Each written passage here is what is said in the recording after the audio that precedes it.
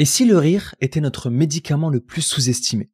Il ne se vend pas à la pharmacie et pourtant, il réduit le stress, renforce le système immunitaire, améliore l'humeur et ravive notre créativité. Mais ce n'est pas tout. En entreprise aussi, le rire transforme. Il soude les équipes, il fluidifie la communication et booste la performance. Dans cet épisode, on explore ensemble ce super pouvoir méconnu qu'est le rire. Prépare-toi à découvrir pourquoi le rire, ce n'est pas juste prendre la vie à la légère, c'est parfois ce qui nous permet de la porter plus loin ensemble.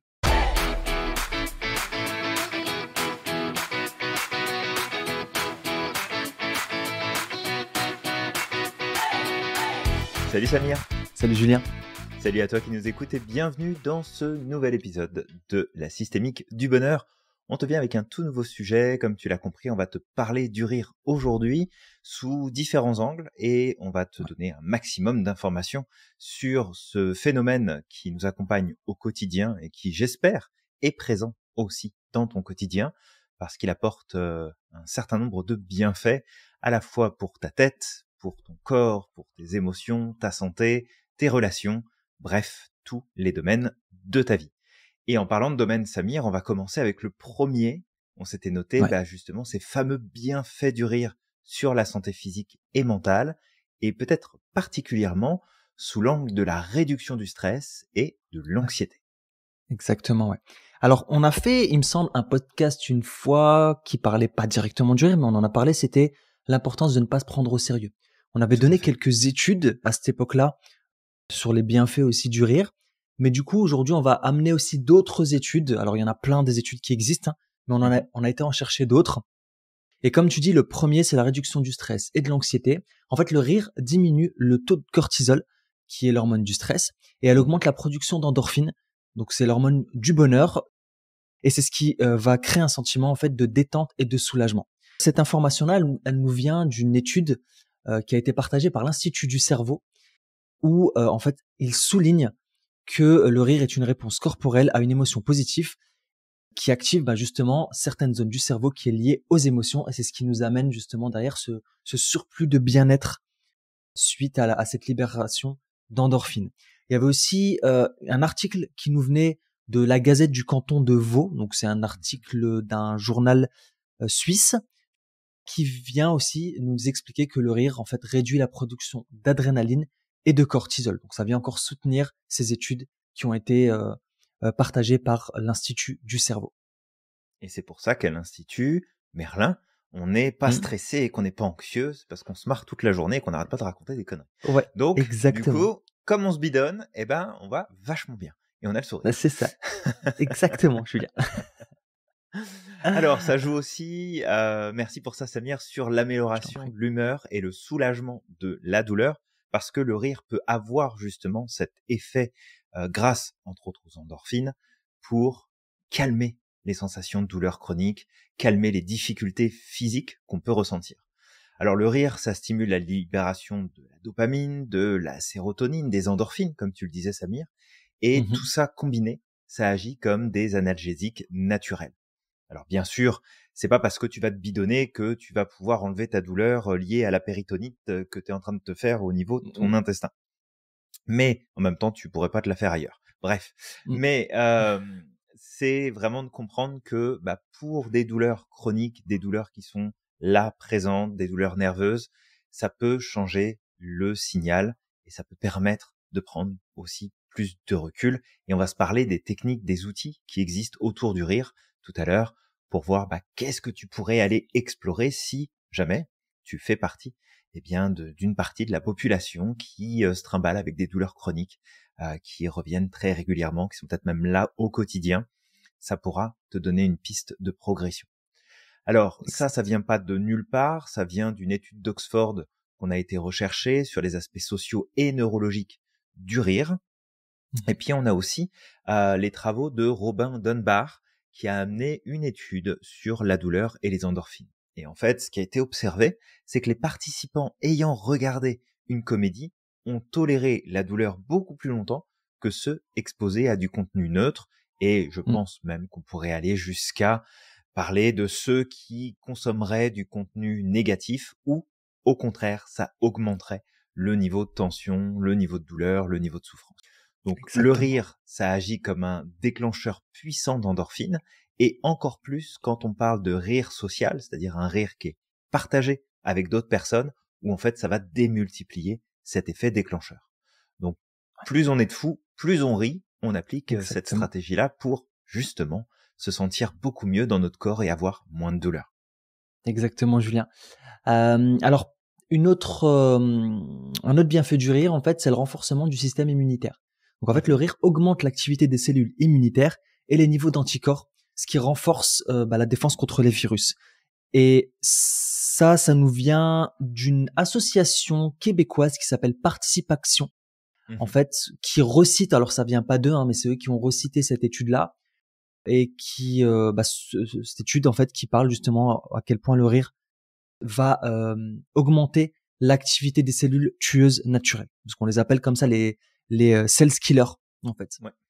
Et il y a aussi encore une fois pareil la Gazette du canton de Vaud, encore une fois toujours les mêmes Julien, qui Mhm. avait publié, il me semble, un article sur comment le rire en fait augmente le taux d'anticorps et notamment dans les voies respiratoires. Donc voilà, ça c'est les sources de cette étude là. Après, Julien, il me semble aussi que le rire participe à l'amélioration de la santé cardiovasculaire. Est-ce que c'est vrai? Oui, effectivement. Alors là-dessus, il y a des points donc on a été recherchés, qu'on s'était notés sur le Mmh. fait que le rire, en fait, va dilater les vaisseaux sanguins et va améliorer la circulation sanguine et donc Ouais. réduire la tension artérielle. Fait qu'en fait, tout ça cumulé, si on regarde des sources comme les travaux du docteur Michael Miller de l'Université du Maryland, on Ouais. voit en fait que les effets du rire sont comparables aux effets qu'on aurait sur des exercices physiques modérés. Hein, donc on n'est pas en train de dire qu'on fait un marathon. Si tu rigoles, tu fais pas un marathon, c'est pas la même chose. Mais Mmh. si tu rigoles régulièrement, bah ça a un effet justement sur le système cardiovasculaire qui est pas négligeable. Et puis tu as aussi le Allegria Medical Center qui amène le rire pour réduire la pression artérielle. Et il y a justement un article qui a été publié là-dessus sur leur site, qui est Mmh. allegriamed.com. Si jamais Ouais. toi qui nous écoutes, ça t'intéresse d'aller regarder ça d'un petit peu plus près.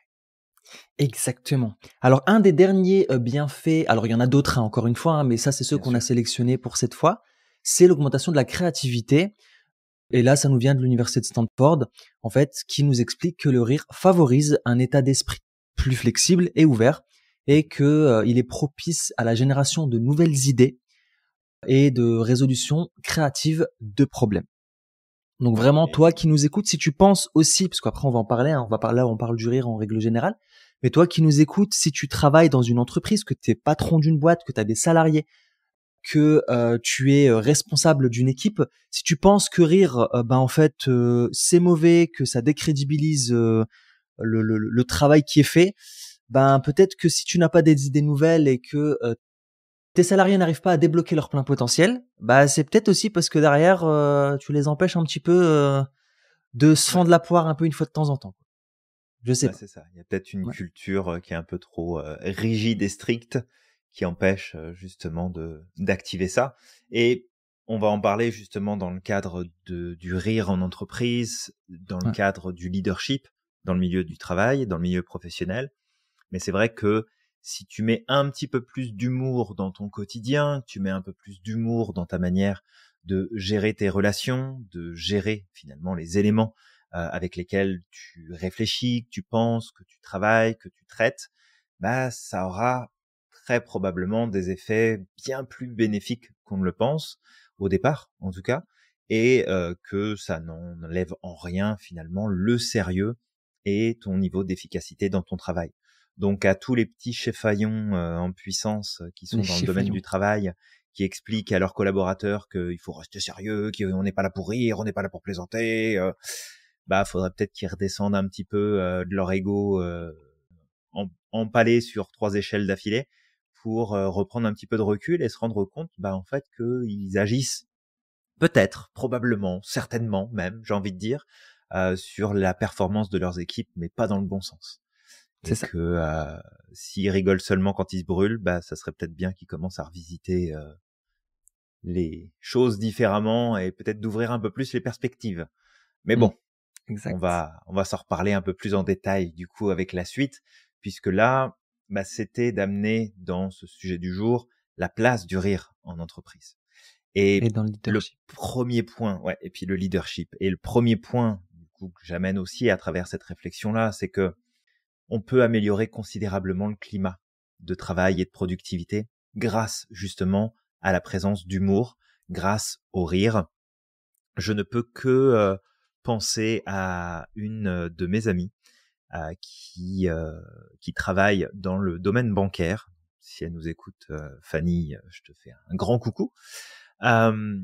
Et elle a énormément d'humour. C'est une nana qui est juste géniale. Elle a beaucoup d'humour et Mmh.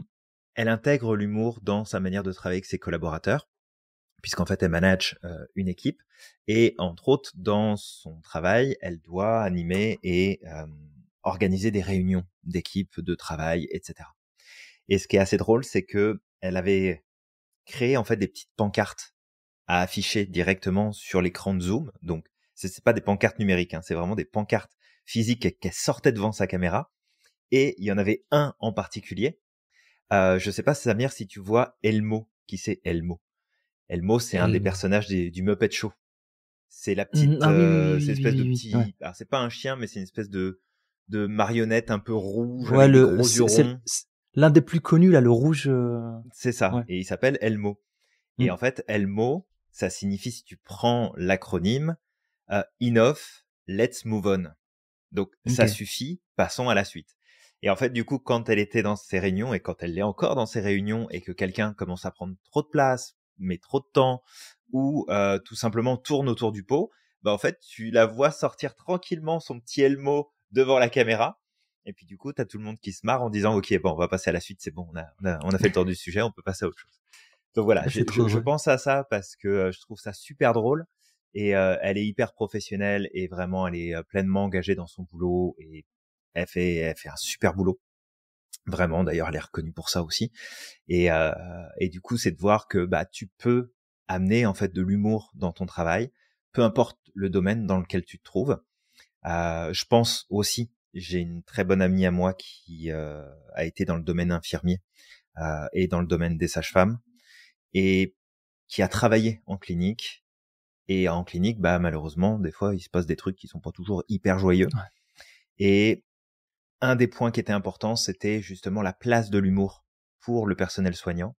Et que c'est super important qu'ils aient aussi cette soupape de décompression, cet espace, en fait, où ils peuvent rigoler, où ils peuvent se poiler, alors peut-être qu'ils viennent de déclarer, il y a 10 minutes en arrière, la mort d'un patient. Il Ouais.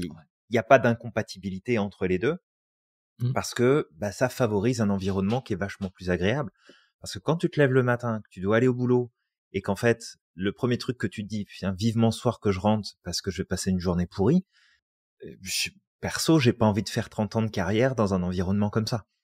Mmh. Et je comprendrais n'importe qui j'ai plus envie d'aller bosser et j'ai juste envie de partir.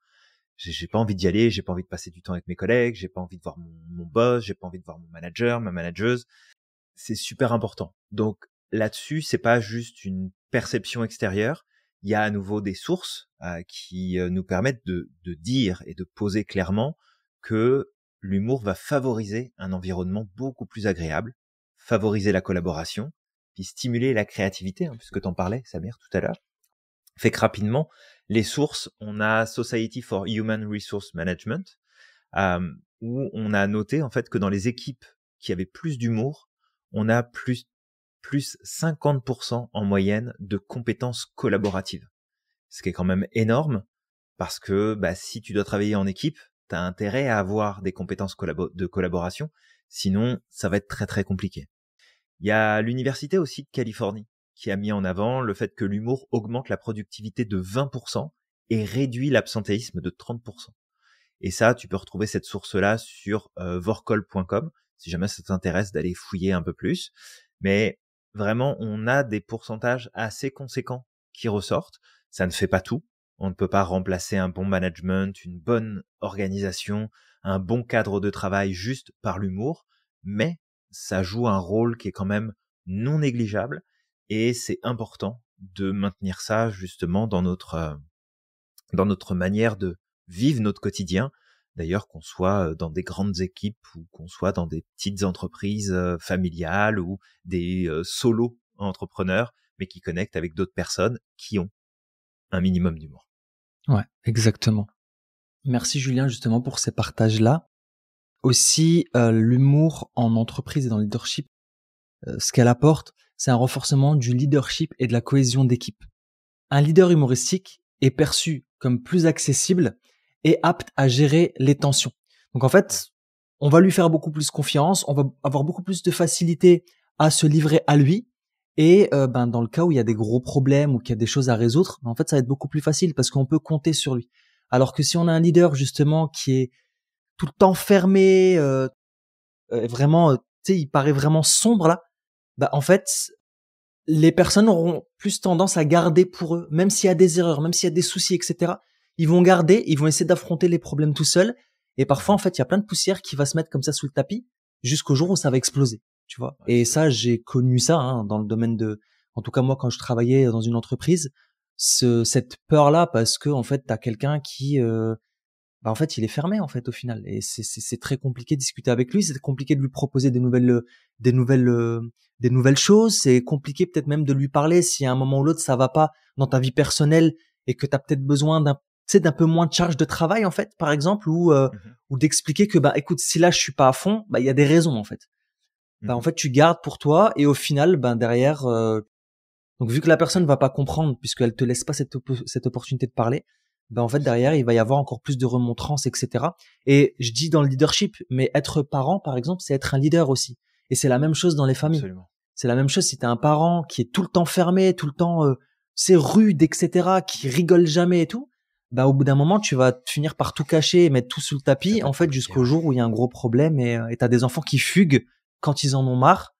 Parce que en fait ils peuvent pas en parler aux parents en fait, donc ils préfèrent s'enfuir. J'en connais des cas comme ça où t'as l'enfant qui a fait une grosse connerie et qui, au lieu de se dire tiens, la seule personne sur qui je peux compter c'est le parent, ils savent que derrière ils vont avoir tu sais que ça risque d'être compliqué, ils préfèrent prendre leurs affaires et se barrer en fait, tu vois. Ouais. Donc oui, ça se comprend, c'est pas l'idéal, mais tu vois, là tu nommes un point générateur de trauma assez important, c'est que quand les personnes les plus évidentes qui devraient être là pour toi et être capable d'être à ton écoute, de te reconnaître, de te valider, de te soutenir, peu importe les conditions, ne sont pas là, clairement on a une porte d'entrée directe sur des expériences traumatiques et des troubles qui peuvent être plus ou moins importants pour l'avenir là. Ouais, c'est ça. Parents qui nous écoutaient, mettez les doigts dans la prise et rigolez un peu plus, quoi. Ouais, alors c'est pas évident peut-être parce que t'as appris des choses, c'est des comportements appris et tout ça, mais après c'est ta responsabilité. En fait, les comportements que t'as appris quand t'étais gamin, c'est pas de ta faute, d'accord? Tu les as appris, t'as été programmé comme ça. Mais aujourd'hui t'es un adulte. Est-ce que tu as raison aujourd'hui d'entretenir? Si tu les entretiens, c'est de ta faute. C'est ça, et ça peut paraître assez dur, mais si tu entretiens ces comportements, c'est de ta faute, parce qu'aujourd'hui t'es adulte et t'es pleinement responsable. Donc s'il le faut, tu te fais accompagner, tu vas voir un thérapeute, tu travailles sur toi, mais ça c'est ta responsabilité, et c'est pas à l'enfant de payer pour ce que toi, pour ses comportements appris ou ce que tu traînes là sur de nombreuses années. Donc en fait, en tout cas, tout ça nous vient en fait le fait qu'un un leader humoristique est perçu comme plus accessible et apte à gérer les tensions. Ça nous vient de plusieurs sources. On a Gang Zhang en neuroscience, en fait, qui avait fait une étude sur comment les employés respectent davantage les leaders avec de l'humour. Et tu peux retrouver ces articles-là sur cairn.info, donc CAIRN, où il y a beaucoup d'articles sur la psychologie, etc. Ensuite, il y a aussi RH Partners, en fait, aussi, qui avait publié comment l'humour désamorce les tensions et soutient la cohésion de groupe, en fait, où tu retrouveras aussi les informations sur rh-partners.com. Et on a HEC Montréal également, qui crée aussi et qui forme ses étudiants sur la question de l'humour. parce qu'elle utilise ça comme un outil managérial pour le bien-être. Donc vraiment, aujourd'hui, il y a plus de doute sur le fait que l'humour a un potentiel, tu sais, sur la question du leadership, qu'elle a un potentiel pour pouvoir aider les salariés ou en tout cas les membres d'une équipe à libérer leur plein potentiel, à se sentir bien et à pouvoir vraiment exploiter pleinement leurs ressources. Ça, il y a vraiment plus de doute. Et effectivement, il y a ce leadership ancien, tu vois, qui nous vient un peu des dinosaures, Julien, qui revient à un certain moment dans certaines entreprises où en fait on vient t'expliquer que non, il faut être très rude, il faut rien montrer, etc. Et honnêtement, je l'ai déjà expérimenté. Je l'ai vraiment expérimenté par le passé où en fait, il suffit que tu rigoles, non, c'est pas sérieux devant les clients. Voilà, ou alors si on a des partenaires qui rentrent et qui te voient rigoler, plaisanter, etc., c'est pas sérieux. Et malheureusement, le truc, c'est qu'après, tu t'éteins. En fait, ça t'éteint le fait de pas pouvoir t'exprimer, de pas pouvoir rire et avoir du bon temps, en fait. Ne serait-ce qu'avec tes collègues. Surtout que le travail, c'est quand même l'un des endroits où on passe le plus de temps. C'est ça. Je te dirais, ouais, c'est ça, quoi. Je sais pas, je travaillais, je crois 39 heures par semaine. Donc, tu sais, je veux dire, 5 tu jours dans passes ta plus de... semaine qui sont passés au C'est travail ça. minimum, là. C'est ça. Sur du Donc, 39 heures. ça fait beaucoup. Ouais. Mm. Ouais, Ouais. ça fait beaucoup. Après, c'est certain que il y a des contextes. Je veux dire, Oui. si tu es en train de te bidonner avec tes collègues et que tu as ton client qui est en train d'attendre qu'on le prenne en charge, Exactement. Ouais. bon, Il y a c'est des moyen contextes, bof, tu effectivement. vois. Je veux dire, Mm. il y a des contextes, mais c'est peut-être ce côté où tu sais, il y a des extrêmes, en fait, c'est toujours pareil. Il y a des polarités dans lesquelles on veut pas se positionner.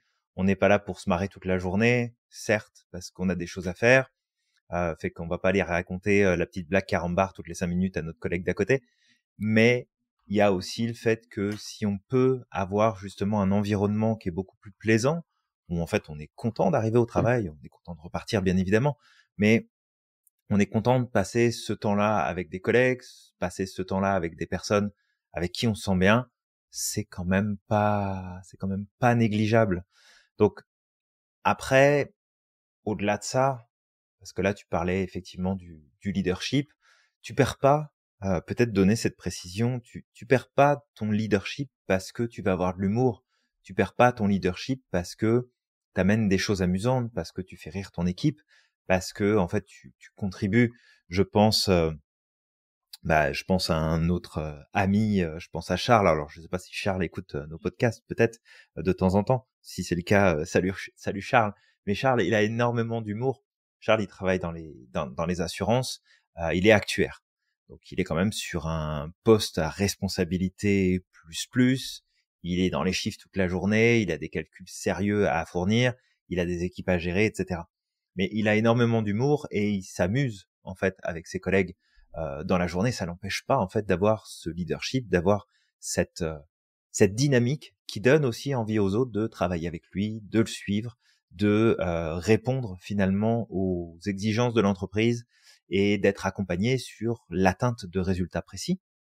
Fait que toi qui nous écoutes, si tu as un rôle d'une manière ou d'une autre, comme tu l'as précisé, hein, personnel ou professionnel, de leader dans ta famille ou dans ton entreprise, bah, montrer, si tu veux, cette facette-là de toi, euh, de d'humour, de plaisir, d'amusement, de partage, en fait, ça peut t'amener beaucoup de choses positives.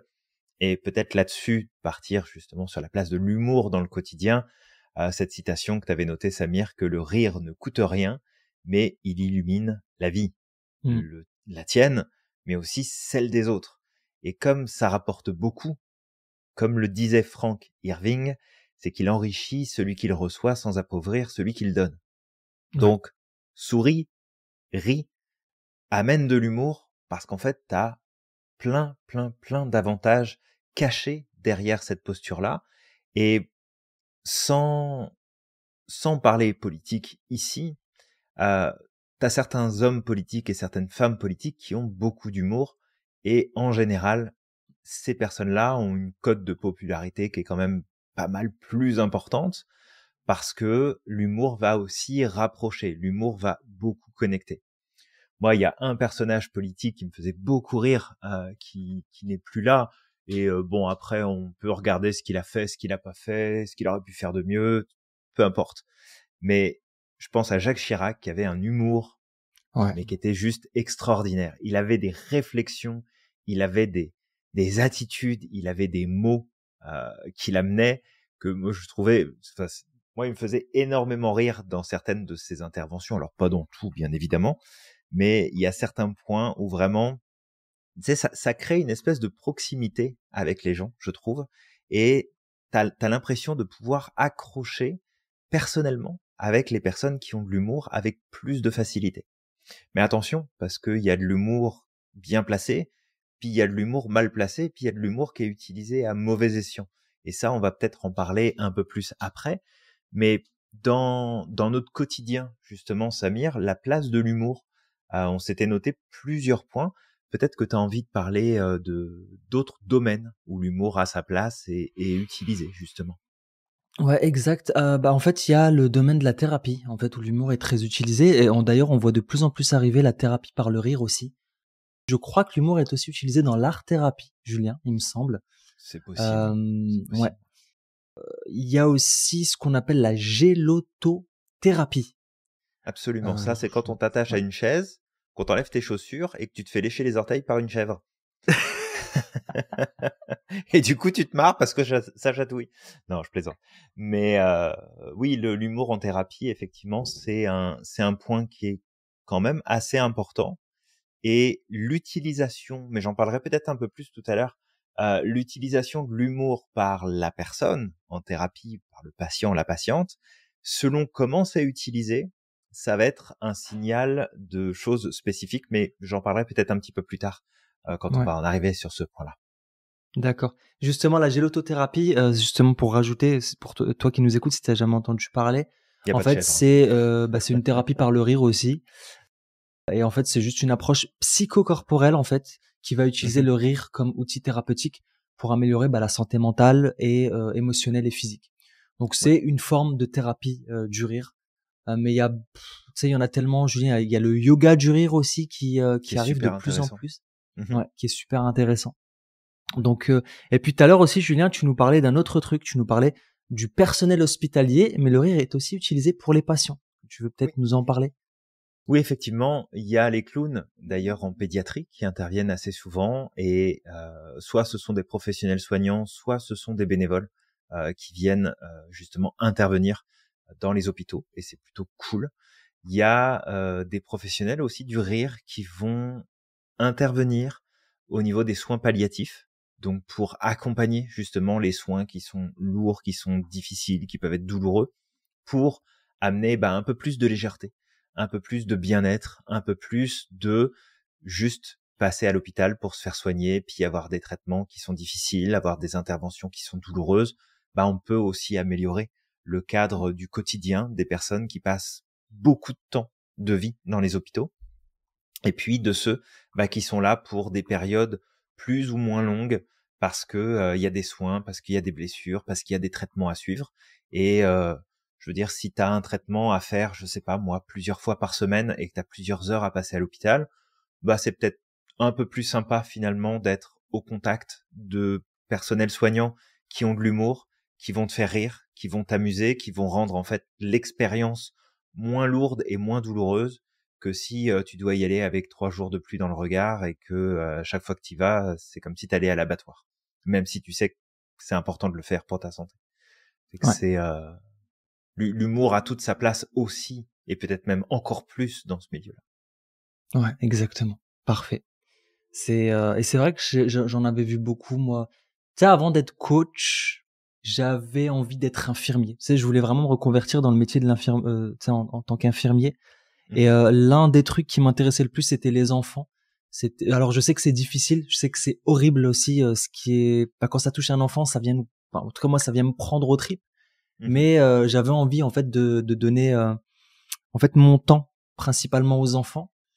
Finalement, ça s'est pas fait. Et je suis très content quand même d'être venu dans le domaine du coaching et le domaine de l'entrepreneuriat. C'était le truc que je n'imaginais pas. J'imaginais bien le domaine tu sais, en tant qu'infirmier, parce que ça me permettait de prendre soin des autres. Mais au final, aujourd'hui, au travers de mon métier, ça me permet d'impacter encore plus de monde et peut-être même de laisser un héritage pour les prochaines génération, parce qu'on aura peut-être ce podcast, je l'espère, qui tournera encore même nous. après notre départ, hein, Julien. Absolument, ça serait chouette. Et j'espère qu'il fera encore plein de graines positives, qui plantera encore plein de graines positives. Et puis pas que le podcast, hein, notamment ce qu'on enseigne. Mais je reviens. Allez, on se recalme. Rembobine. L'un des autres trucs sur lequel, en fait, et on entend mon bébé qui est en train de pleurer. Elle est pas contente là, je crois. Elle s'exprime. Donc, ouais, elle s'exprime, c'est ça. Faut lui donner un peu l'occasion de rire, je pense. Elle attend mais elle a le blague droit. Du jour. Ouais, mais c'est ça aussi, c'est qu'on va y arriver. C'est que même si l'humour est quelque chose de positif, ça veut pas dire qu'on n'a pas le droit de vivre nos émotions négatives. C'est ça aussi qui va être important. Et ça, on va y arriver par la suite. Donc aussi, l'un des endroits où l'humour peut être hyper important, comme tu l'as compris, c'est aussi l'humour au travail, dans les relations et dans les moments difficiles. Donc, t'as le droit de vivre ton émotion négative sur le moment, mais par la suite, ça peut être intéressant d'amener du rire pour pouvoir sortir petit à petit de cette émotion. En fait, l'émotion négative, quand tu la vis, a le droit d'exister. Elle est là pour nous expliquer qu'il y a quelque chose qui va pas. Elle est là pour nous indiquer que quelque chose ne va pas ou quelque chose n'a pas été respecté. Mais par la suite, tu sais, si tu entretiens cette émotion négative pendant 1 semaine, 2 semaines, 3 semaines, après c'est de ta faute. Tu vois ce que je veux dire? C'est toi qui l'entretiens par la suite. Cultive le truc là. Ouais. C'est ça. Donc voilà, le rire c'est bien. T'as quelqu'un en face de toi qui est en train de vivre une émotion négative. Laisse-lui le temps peut-être de vivre son émotion. Tu sais, ne viens pas la forcer en fait à rire, mais de laisser la personne et puis après de peut-être amener une petite touche d'humour pour aider. Moi, je sais que ça m'arrivait souvent en entreprise aussi quand j'avais des collègues qui passaient vraiment par des moments difficiles, que ce soit une rupture amoureuse ou que ce soit une difficulté au travail. En fait, très souvent, j'attendais le petit moment, tu sais, où il y avait une petite brèche là, parce que ils vivaient leurs émotions négatives. Mais dès qu'il y avait la petite brèche là qui pouvait venir faire rire, en fait, je venais implémenter ma petite touche d'humour. Et là, tu voyais la personne en fait passer des pleurs au rire en fait. Et généralement, ça aidait la personne à se libérer un petit peu plus, à amener un peu plus de légèreté. Et l'humour, en tout cas, bien dosé, bien utilisé, ça peut faire des miracles, vraiment. Ouais. On l'utilise aussi en coaching, beaucoup l'humour. Je sais que je l'utilise moi beaucoup dans ma pratique parce que c'est aussi un outil qui permet de changer l'état dans lequel on se trouve et que c'est pas parce qu'une situation est compliquée ou que quelque chose est triste que tu dois nécessairement t'enfermer dans un ressenti compliqué ou dans un ressenti de tristesse. Tu sais, c'est pas, en fait, nos émotions, comme tu l'as dit, Samir, elles sont là pour nous informer de choses. Mais une fois qu'on a reçu le message, je veux dire, est-ce que t'es du genre à recevoir un message sur ton téléphone, de le lire une fois, de comprendre le message et de le réouvrir encore 50 fois pour le relire à nouveau 50 fois, puis le comprendre à nouveau 50 fois. Je veux dire, si t'as compris le message, t'as compris le message. Donc, à partir de là, en fait, tu peux avancer, tu peux passer à autre chose. Après, dépendant, bien évidemment, de la situation de laquelle on parle et qu'il y a des choses qui vont prendre plus ou moins de temps. Mais effectivement, ne pas forcer le rire, comme tu le dis, respecter les moments de vulnérabilité. Le rire ne doit pas masquer la souffrance. Il doit rester à l'écoute, comme tu le disais. C'est ça, ouais. Et d'ailleurs, peut-être de préciser aussi que, en fait, tous les rires ne se valent pas. Il y a des rires qui vont être bien placés. Il y a des formes d'humour qui vont être toxiques, d'autres qui vont être aidantes. Il y a des moqueries et il y a des choses qui vont nous permettre en fait de gagner en autodérision. Le sarcasme peut être plus ou moins bien placé, ça dépend à quel moment tu le mets. Le cynisme, parfois, ça peut être intéressant, mais s'il devient excessif, dans ce cas-là, il a plus du tout sa place. Tout ce qui est humour passif-agressif ou déguisé, en général, c'est pas bon signe. C'est qu'il y a des conflits, c'est qu'il y a des choses qui sont en place. Et en fait, ça va pas du tout aider la situation. Et puis, si on a des blagues qui sont très ciblées, très cinglantes envers une personne en particulier, c'est peut-être pas à ce moment-là spécialement de l'humour, mais que ça vient masquer quelque chose. En fait, on essaie de faire passer un message en le mettant sous le couvert de l'humour, mais qu'en vérité, c'est pas de l'humour du tout. Et en fait, il y a une espèce de vérité tranchante, en tout cas de la perception de la personne qui passe à travers l'humour. D'ailleurs, il y a cette expression qui dit que de toute façon, derrière toute blague, derrière tout signe d'humour, il y a toujours une part de vérité aussi qui est présente dans l'humour. Donc après, c'est qu'est-ce qu'on transmet comme message, qu'est-ce qu'on fait passer, et c'est d'être vigilant. En tout cas, et toi qui nous écoutes, si jamais l'humour est une porte qui s'ouvre facilement chez toi, ce qui est très bien, essaye peut-être aussi de vérifier que parfois tu ne passes pas par l'humour pour faire passer un message qui t'affecte, qui te touche, ou quelque chose qui te dérange, et qui en fait est masqué derrière de l'humour, mais que ça peut avoir un effet bien plus négatif, bien plus problématique qu'en fait tu le pensais, plutôt que de dire les choses comme elles devraient être dites de manière assertive et honnête, franche et respectueuse. Ouais. D'ailleurs aussi, c'est aussi important en fait de prendre en considération potentiellement l'éducation, la culture de la personne aussi. Alors on peut pas tout deviner, d'accord? Mais moi ça me rappelle une histoire quand j'étais en entreprise, j'aimais bien faire rire mes collègues, j'aimais bien laisser des post-it avec des dessins humoristiques et tout ça. Le matin ils arrivaient, ils rigolaient, tout ça. J'aimais faire ça. J'aime bien prendre soin des autres et ça me permettait de, voilà, j'espérais en tout cas apporter un peu plus de légèreté au travail. Et je me rappelle une fois, alors j'étais énervé, j'étais pas content, il y avait quelque chose qui était venu me blesser. Bah, j'étais un peu blessé parce que, tu sais, j'avais eu une remarque là qui était pas sympa. Et moi, en fait, quand quelque chose venait me blesser, je passais par l'humour et l'autodérision, en fait, pour me pas rester bloqué dans l'émotion. Tu vois ce que je veux dire? Et ce jour-là, en fait, j'avais émis une remarque et j'avais une collègue qui était derrière moi, donc c'était une stagiaire avec qui je m'entendais bien, on rigolait beaucoup et tout ça, tu sais, voilà, tout passait bien. Et en fait, j'avais émis une remarque à un moment devant mes collègues à côté du genre ouais, de toute façon, tu sais, sur l'esclavage en fait, je dis ouais, de toute façon ici on est que des esclaves, hein, tu sais, le truc comme ça. Et j'amenais ça sous forme humoristique, tu vois, on est des esclaves, il resterait plus que demain, tu sais, on leur donne des fouets et puis ils vont nous fouetter et tout. Et en fait, ça a fait rire la majorité. Alors, je sais plus comment je l'avais amené, hein, là, ça a l'air pas drôle, mais la majorité de mes collègues ont ri. Moi, je rigole intérieurement. Ok, bon ben merci. La majorité de mes collègues avaient ri, sauf cette collègue. Elle, en fait, elle m'a regardé une fois, oh, Samir quand même, ouais, tu vois, oh Samir quand même, tu peux pas dire ça et tout. Et après, elle me dit, oh mais si. Et puis mes collègues ils rigolent. Et puis en fait, le truc c'est que moi, je me suis remis à travailler. Elle est partie à son bureau. Et là, elle explose. Et tu sais, sur le début, je pensais qu'elle rigolait. Je dis, oh, bah, tu vois, voilà, elle s'est détendue aussi et tout. Et en fait, au bout de 5-10 secondes, là, je me rends compte que en fait, elle pleurait, en fait.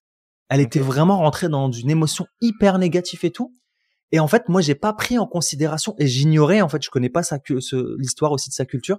En fait, elle était malgache et il y a une histoire de l'esclavage, en fait, chez les Malgaches, il y a eu beaucoup d'esclavage, etc. Donc, il y a une grosse douleur qui est portée. Il y a un gros traumatisme par rapport à ça. Et moi, ça, en fait, je l'ignorais, tu vois. Et là, à ce moment-là, en fait, je savais plus quoi faire, tu sais, je voulais juste mettre ma tête sous le bureau et tout. Et je me suis senti hyper coupable, en fait, d'avoir fait ça. Et du coup, je suis parti la voir et tout. Je dis, mais qu'est-ce qui se passe et tout ça? Et à ce moment-là, elle voulait pas me parler parce qu'elle était dans l'émotion hyper négative. Non, ça va et tout, tu vois. Et en fait, j'ai attendu une fois que ça allait mieux. Je lui dis, en fait, je suis vraiment désolé, tu vois, j'ignorais en fait qu'il y avait, tu sais, que ce sujet-là particulier, venait te toucher profondément, alors que voilà, ici en Europe, je pense qu'on en rit et puis c'est plus pour parler justement de cette emprise en fait qu'ont certains managers en fait sur certains employés et tout ça, et on passe par ça. Et donc voilà, en fait, c'est vraiment, j'amène ces trucs-là parce que sur le coup, je me suis senti vraiment tu sais, je me dis punaise, tu sais, je me suis senti mauvais en fait, mais je l'ignorais complètement. Et par la suite, j'ai pris en fait considération de ce qui s'est passé. Je me suis dit ouais, c'est vrai, il faut faire peut-être attention parce que certains humours, en fait, ne passent pas de la même manière avec certaines personnes qui viennent de certaines cultures, etc. Tu sais, je sais qu'en France, par exemple, il y a cette culture de, on se moque de la religion, etc. Par exemple, parce qu'il y a un historique, il y a un historique où il y a eu la séparation de l'Église et de l'État. Il y a eu aussi beaucoup de l'Église a fait beaucoup de mauvaises choses. Elle a fait certainement des bonnes choses, mais elle a fait aussi beaucoup de mauvaises choses à un certain moment, qui a fait qu'en fait ça a poussé à une révolution. Mais en fait, si tu rigoles de religion, peut-être avec certaines personnes, qu'elles soient juives, qu'elles soient peut-être hindoues, qu'elles soient peut-être Ça peut moins musulmanes, passer, etc., ouais. c'est pas perçu de la même façon. Ouais, Mhm. tu vois. Ouais, Ouais, et puis c'est bien aussi que tu amènes ça parce que c'est effectivement, on n'a pas tous le même humour. Il y a des choses qui vont nous faire rire certains, d'autres qui vont moins rigoler à effectivement certaines blagues. Donc, il y a cet aspect de, bah, on est responsable du message qu'on envoie et de l'impact que ça a. Mais il y a aussi la responsabilité de chacun de qu'est-ce que je fais du message que je reçois.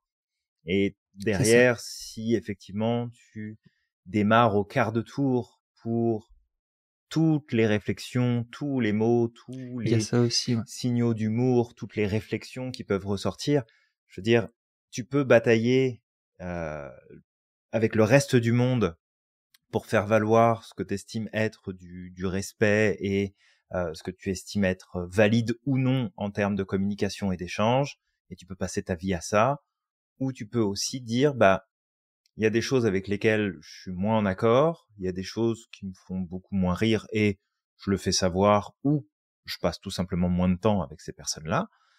Mais pour autant, tu sais, pas partir en croisade non plus, parce que sinon tu fais C'est que ça. ça toute ta vie, puis en fait tu es une éternelle victime quelque part Mm. aussi de ok, est-ce que je peux prendre du recul aussi, est-ce que je peux avoir de l'humour, est-ce que je peux avoir finalement un regard moins critique sur tout un tas de choses. Mais encore une fois, il faut que cet humour-là, il soit utilisé à bon escient et qu'il soit pas animé en fait d'une mauvaise intention ou d'une intention de volontaire et consciente de blesser. Parce que des fois, on peut faire des blagues et puis en fait, on se rend compte que oh merde, j'aurais peut-être pas dû faire la blague, mais c'était pas mon intention. Bah, écoute, toutes mes excuses, c'est pas du tout le message que je voulais faire passer. Puis tu C'est ça. corriges et après on est grand, je veux dire, on discute et on clarifie des choses et on passe à autre chose. Mais voilà, c'est derrière de, en tout cas, pas utiliser l'humour comme une façade pour faire passer le message que tu veux, peu importe les conséquences que ça a derrière. Et il y a plein de gens, hein, je pense que même toi qui nous écoutes, t'en as certainement qui te viennent en tête. On va nommer personne ici, parce que c'est pas le but de faire le procès de qui que ce soit sur ce plan-là. Mais il y a des humoristes, hommes et femmes, qui ont des réflexions, qui ont des attitudes, qui ont des comportements qui sont tout sauf de l'humour et qui sont ultra déplacés et qui sont ultra agressifs et où tu sens véritablement derrière qu'il y a une intention de blesser, de rabaisser, de, de prendre le dessus, de prendre le contrôle, de montrer l'ascendance. Et du coup, on peut pas utiliser, enfin on peut pas, si on peut, mais c'est pas une bonne chose que d'utiliser l'humour dans ce cadre-là. L'humour devrait plutôt servir à libérer, à soulager, à apporter du positif. Il est pas là pour alourdir ou pour blesser encore plus, finalement. Ouais, Euh, exactement. dans notre quotidien, il y a plein de manières d'implanter l'humour, de lui donner un peu de place. Fait que déjà, si toi t'as envie de cultiver ton humour, bah utilise l'art pour le faire. Utilise les cinémas, écoute des podcasts, va suivre des artistes de stand-up, va dans des cercles de rire, fais du yoga du rire. Tu peux faire tout un tas de choses. Et dans les clés personnelles, en tout cas, tu l'as nommé tout à l'heure, Samir, mais il y a l'autodérision. L'autodérision, c'est quelque chose qui est très, très, très important. C'est un signe de maturité émotionnelle. C'est un signe de capacité, justement, de résilience aussi. Parce que, en fait, l'humour peut être un véritable signe de santé mentale si il est utilisé à bon escient et qu'il n'est pas là pour masquer quoi que ce soit. Parce que tu as des personnes qui ont beaucoup d'humour, et qui malheureusement sont décédées. Et je pense à certaines qui sont décédées par suicide. Entre autres, tu peux prendre ce célèbre acteur américain Robbie Williams, qui justement a mis fin à ses jours, alors que c'était une personne qui avait énormément d'humour, qui avait beaucoup d'autodérision, qui faisait beaucoup de blagues, qui amusait beaucoup les gens autour de lui, et qui finalement a mis fin à ses jours parce qu'il était dans une souffrance profonde. Je pense à mon meilleur ami Manu, qui n'est plus de ce monde non plus, qui a mis fin aussi Mm. à ses jours il y a plusieurs années de ça. C'était un mec qui était hilarant. Je veux dire, j'ai jamais autant rigolé de ma vie, je pense, que toutes les années que j'ai passées avec Manu, à discuter, à raconter tout et n'importe quoi, à faire tout un tas de choses, mais un humour profond et vraiment, mais se taper des barres de rire à longueur de journée. Et en fait, quand ça vient masquer quelque chose, c'est pas bon. Mais avoir de l'autodérision, même parfois rire volontairement, donc en fait c'est un rire qui est forcé, mais même ça peut être pertinent. Tu parlais de la gélotothérapie tout à l'heure, donc la thérapie du rire, qui est super intéressante, mais tu as le yoga du rire que tu as évoqué aussi, qui est super intéressant.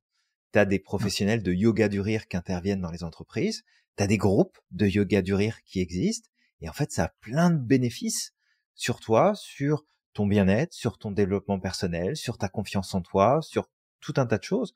Donc si jamais toi qui nous écoutes, tu te poses la question de attends, du yoga du rire, mais ça marche comment? Qu'est-ce que c'est? Est-ce que c'est bien? Est-ce que je vais être ridicule? Est-ce que pratique? Essaye. Fais une session, essaye et vois ce que ça donne, mais bien évidemment à la condition que tu te prêtes au jeu. Parce que si tu vas juste pour juger les autres et dire ah non mais moi je fais pas ça, non mais moi je rigole pas, bah t'es passé à côté en fait de tout l'intérêt de l'exercice. Mais si tu te donnes l'opportunité de tester le yoga du rire, je t'invite au moins à faire une session pour que tu te rendes compte à quel point ça peut faire du bien et à quel point en fait le rire peut t'apporter des choses vraiment très positives. Ouais, exactement. Merci Julien pour ce partage. Et effectivement, c'est bien de le souligner que le rire aussi peut être un mécanisme de défense ou un moyen aussi de se cacher au final, de cacher son émotion négative. Il y a, comme tu l'as souligné aussi, par rapport, quand on parle de mécanisme de défense, on parle aussi de raquette émotionnelle. Tu sais, quand on était gamin, il suffit qu'il y ait un parent qui nous a expliqué que on n'a pas le droit de montrer nos Ouais, émotions, tout à fait. blablabla. Et en fait, ça peut, plutôt que de montrer son émotion, la stratégie, c'est que ça va passer par le rire. Donc, donc voilà. D'ailleurs, j'en connais, Julien, et je suis sûr que toi aussi, tu en connais autour de toi, des personnes comme ça, qui, dès qu'ils sont dans des moments inconfortables, vont passer par le rire. Exemple, Ouais. je me rappelle d'un ami, en fait, où le jour d'un enterrement, tout le monde était en train de pleurer, et lui, il a eu un éclat de rire, en fait. Tu vois? Ça Et peut tout le monde peut arriver, le ouais. regarder de travers, tout le monde peut dire mais qu'est-ce qui se passe, etc. En fait, c'est juste que parce que peut-être qu'il y a eu un racket émotionnel, il y a eu quelque chose qui a été fait. En fait, vu que il n'a pas l'habitude d'exprimer ses faiblesses, son ressenti de la tristesse, etc. Mais en fait, le système, il doit exprimer cette chose-là d'une autre manière. Il va l'exprimer en fait par le rire. Mais en réalité, en fait, ce rire, c'est pas je me moque, c'est un moyen d'exprimer cette tristesse-là. Et ça peut paraître déconcertant, tu vois, à certains moments, mais voilà, c'est important de comprendre ça aussi, que derrière, il y a ce genre de stratégies qui peuvent exister, que le système va mettre en place. Ouais, complètement. Julien, autre stratégie, ça peut être le journal du rire. On a beaucoup partagé la stratégie du journal de gratitude. En fait, tu peux faire la même chose, mais avec le rire. Et l'objectif, ça va être chaque jour de noter en fait une situation qui t'a fait rire ou qui t'a fait sourire. Et ça va te permettre d'entraîner ton cerveau. En fait, ça sert à ça un journal de gratitude. Ça sert à ça un journal du coup du rire. C'est exactement la même stratégie. C'est qu'à force de noter ces situations-là, que ce soit les situations pour lesquelles tu as de la gratitude ou les situations pour lesquelles qui t'ont fait rire, en fait, tu vas entraîner ton cerveau à les repérer, ces moments comiques dans la journée. Parce que sinon, ça peut t'arriver, tu sais, quand tu es dans les moments difficiles, là, de vivre des éléments comiques, mais tu es tellement enfermé dans ta boîte crânienne, dans ton émotion négative, que tu n'es pas capable à ce moment-là de rire ou de l'observer, ou de l'avoir ou de la détecter. Donc voilà, le journal du rire va te permettre à ce moment-là d'implémenter aussi de la gratitude en vrai et de repérer des moments comiques à ce moment-là pour que ton cerveau, dès qu'il y en a un, hop, il va le repérer. Ouais. Ensuite, ce qui peut être intéressant, c'est d'identifier nos saboteurs du rire, nos étudiants qui nous écoutent. On leur apprend à travailler avec les mécanismes de défense en fait avec nos clients. En fait, on a aussi des espèces de saboteurs du rire qui sont des espèces de mécanismes de défense au final et qui viennent de plein de choses. Ils peuvent venir de la peur du ridicule, de croyances limitantes. Ça peut venir de l'éducation, un peu comme ce qu'on expliquait. Et l'objectif, ça va être d'apprendre à voir avec notre client qu'est-ce qui nous auto-sabote. Moi, j'ai connu des personnes comme ça, en fait, qui, à certains moments où tout le monde était en train de rire, eux, ils voulaient pas. Ils s'interdisaient de rire. Et tu sais, tu leur expliquais, mais qu'est-ce qui te dérange, en fait? Qu'est-ce qui fait que ils étaient incapables de l'expliquer, tu vois? Et ça peut venir justement de ce racket émotionnel, de cette peur du ridicule, de choses qu'on nous a répétées dans l'enfance. Rire, c'est ne pas paraître sérieux, par exemple, tu vois. Mmh. Arrête de rire parce que t'as l'air d'un ahuri, tu vois. Ok, Ouais, bah au fur et à complètement. mesure du temps, je l'ai déjà entendu celle-là en plus. Arrête de rire parce que t'as l'air d'un ahuri. Euh, et en fait, bah au fur et à mesure du temps, tu vas développer des mécanismes en fait, des mécanismes de défense. Donc on les Tout à fait. identifie et une fois qu'on les identifie, on va déconstruire ces croyances limitantes ou rendre à l'autre ce qui ne nous appartient pas. Parce que parfois c'est ça en fait. On entretient quelque chose qui nous appartient pas. C'est pas à nous, c'est à notre parent, c'est à notre professeur qui nous a dit à plusieurs reprises arrête de rigoler. Mmh. Et c'est bien en fait de s'en défaire à un moment ou l'autre. Ouais, Ouais. complètement. Et tu vois, ça me fait penser à une expérience personnelle pour le coup, et peut-être toi qui nous écoutes, si tu as déjà eu l'occasion, ou que tu as l'occasion de côtoyer des personnes qui viennent d'une culture de l'Est en Europe. Mhm. Donc je pense particulièrement à la Russie, mais aussi aux pays adjacents à la Russie. Il y a quelque chose, en tout cas moi, qui m'a marqué, parce que j'ai des amis russes, et les Russes, alors peu importe ce qui se passe dans le monde aujourd'hui, restent des gens qui sont en fait qui sont hyper sympathiques, qui sont chaleureux, qui sont Mm. très humains pour la Ouais. plupart. Après il y a des cons partout, c'est toujours pareil, mais il y a un truc qui m'avait marqué, c'est que moi je suis tout le temps en train de sourire, tout le temps. Je suis comme ça. Si je fais la gueule, c'est vraiment qu'il y a quelque chose qui va pas. Mais sinon, la plupart du temps, tu sais, j'ai plutôt le sourire, et je suis plutôt joyeux comme garçon, j'ai de l'humour. C'est vraiment très rare que je fasse la tronche. Et que Mm. si jamais je le fais, c'est parce que j'ai vraiment quelque chose qui va pas. Ouais. Et je me souviens en fait d'avoir eu cette conversation avec justement des connaissances, des amis russes, où finalement au premier abord, pour cette culture-là, si jamais tu souris tout le temps, t'es un gros benet en fait. Mm, mm, mm. T'es simple, t'es bête, t'es pas, t'es pas professionnel, t'as pas une valeur particulière pour la société. T'es comme T'es simple, t'es bête. Voilà, c'est vraiment le raccourci qui se fait. Et j'avais trouvé ça hyper intéressant en fait, au final, de se dire ok, pour une certaine culture, tirer la tronche toute la journée, t'es vu comme une personne qui est pas aimable, avec qui t'as pas envie de faire des affaires, une personne avec qui t'aurais pas envie de connecter. Et dans une autre culture, finalement, quelqu'un qui est plus enjoué, qui a plus le sourire, qui va plus plaisanter, va être considéré comme non professionnel, et va être considéré comme, en fait, j'ai pas envie de faire des affaires avec cette personne-là parce qu'elle doit pas être sérieuse, tu vois. Mm. Et justement, j'avais trouvé ça hyper intéressant de découvrir ça, en tout cas à travers euh, mes amis qui viennent de Russie, et vraiment de se dire, c'est ça, parfois il y a des différences de culture, il y a des croyances, il y a tout un tas de choses, et c'est là aussi où c'est intéressant de communiquer en fait, tout simplement, plus entre nous, Ouais. pour comprendre qu'en fait, on peut sourire, on peut plaisanter, on peut amener tout un tas de choses. Et ce qui est assez amusant, c'est que finalement, alors peut-être pas toutes les personnes, mais il y a une partie des personnes qui viennent justement de ce coin-là du monde, avec qui je continue d'échanger encore aujourd'hui, qui, quand ils sont, en tout cas quand on est ensemble, je les vois beaucoup plus être dans cette dynamique où ils vont rigoler un peu plus, ils vont sourire un peu plus, ils vont se laisser porter un peu plus par cette dynamique que ce que j'avais pu voir d'eux en fait au début. Mais encore une fois, tu sais, des fois tu regardes les gens de l'extérieur et tu te dis oh là là, mais oh non, mais cette personne-là doit être insupportable, elle tire la tronche tout le temps, elle doit être désagréable, elle doit pas être sympathique. Puis en fait, tu te rends compte que si, en fait, la plupart des gens sont hyper sympas, mais c'est qu'on n'a pas tous les mêmes codes sociaux, on n'a pas tous les mêmes règles, les mêmes injonctions qu'on porte à l'intérieur de nous. Donc c'est aussi important dans cette optique d'identifier nos saboteurs de rire. Est-ce que tu as des peurs? Est-ce que tu as des croyances? Est-ce que tu as des points d'éducation ou de culture qui en fait te mettent des freins? Et que si tu en as conscience, tu peux aussi décider de lever le pied du frein et de tester finalement l'expérience. Voir ce que ça fait pour toi, comment tu te sens, ce que ça t'amène. Ouais. Ça, c'est intéressant parce que moi aussi, tu sais, j'ai ma femme qui avait une collègue russe. Tu sais, elle me parlait souvent d'elle. Et puis, tu sais, le jour où il y avait un dîner avec toutes les personnes de son laboratoire là, donc j'avais été convié. Et la première fois en fait que qu'on était dans le même Uber. Et tu sais, je vois qu'elle est un peu dans son coin et tout, et je voulais juste baisser un petit peu la tension, tu vois. Donc pour rigoler, je fais ah bah tiens, c'est toi, ma femme elle me parle beaucoup de toi et tout. Et j'ai amené, tu sais, des petites blagues sympas. Et en fait, tu sais, parce que bah après ça peut être très culturel.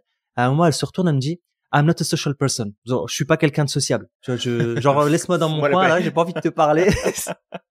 Et tu vois, je me suis décomposé, j'ai fait OK, bon bah, c'est pas grave, je me suis pris C'est un pas vent. grave.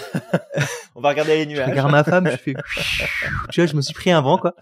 Et c'est correct. Mais en fait, ça ils sont comme ça. Enfin, ils sont comme ça. Je fais pas une généralité parce qu'il y en a plein. J'ai Oui, bah, aussi tout à fait. un Il y a cousin plein de gens éloigné qui est différents. marié avec une personne russe et elle est pas comme ça, tu vois.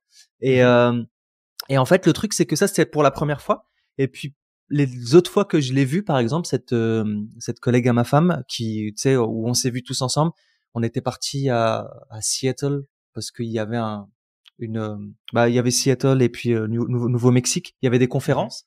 Mais en fait, Oui. à ce moment-là, on a passé du temps tous ensemble, etc. On avait même loué une voiture pour, tu sais, pour visiter un peu le coin et tout. Et en fait, bah, la première fois, c'est comme ça. Ils paraissent vraiment très, très durs. Mais une fois que tu grattes un peu, que tu commences à les connaître, bah après là, ils sont capables de tout donner pour toi. Et Oui. c'était drôle parce que ça montre encore une fois cette fameuse citation de on ne juge pas, il faut pas juger une personne à sa couverture. Une personne peut paraître très froide, très dure, très fermée, mais en fait, Ouais. tu grattes un petit peu.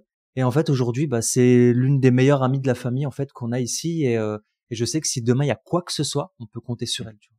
On peut Bah, vraiment compter sur ouais. elle. Bah, Ouais. j'ai le même constat effectivement avec mes amis de Russie où c'est ça, tu Mm. sais, sur un premier plan, tu te dis ouh, ça va être compliqué, ouh, je suis pas sûr de C'est ça. vouloir connecter. Puis en fait, tu laisses juste l'opportunité de connecter et tu laisses juste l'opportunité à l'autre de te découvrir. Après, Mm. ça accroche pas. C'est toujours pareil.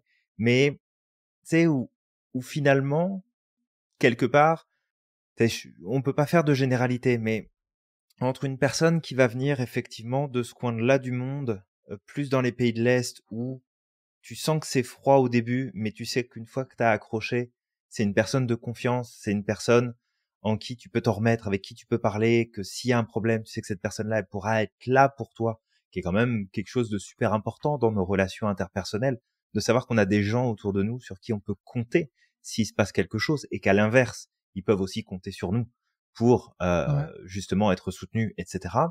Mais tu vois, je préfère à la rigueur ce côté, bon bah je vais gratter un petit peu et voir ce que ça peut décoller derrière, plutôt que de me retrouver face finalement à l'américain moyen qui va être hyper friendly dès le départ, ou Ouais. toi, Ouais. C'est ça. européen, tu te dis ah ils sont vachement sympas et tout, on va connecter, ça va être génial, et qu'en fait bah en fait tu te rends compte qu'il y a rien de l'autre côté et que peut-être même une heure après la personne elle t'a oublié Ouais. C'est et que ça. tu Ouais. la recroises une semaine après au supermarché et elle te souvient même plus de qui tu es, quoi.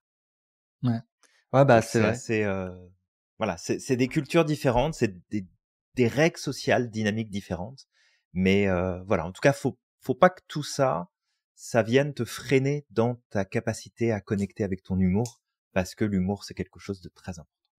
Exactement. Exactement. Aussi les types d'humour, hein, Julien, en fonction de la culture. Ça c'est, bah, je le disais tout à l'heure.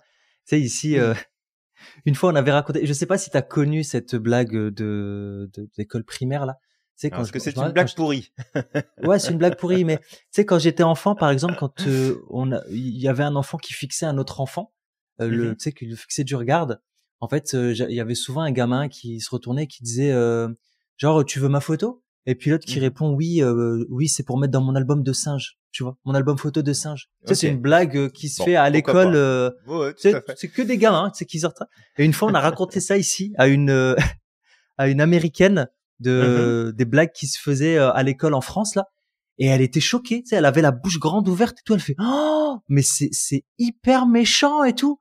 Je fais bah ouais, on en parle de votre culture du harcèlement à l'école hein, mais tu vois mais bon. Non mais c'est ça, c'est pas deux poids deux mesures.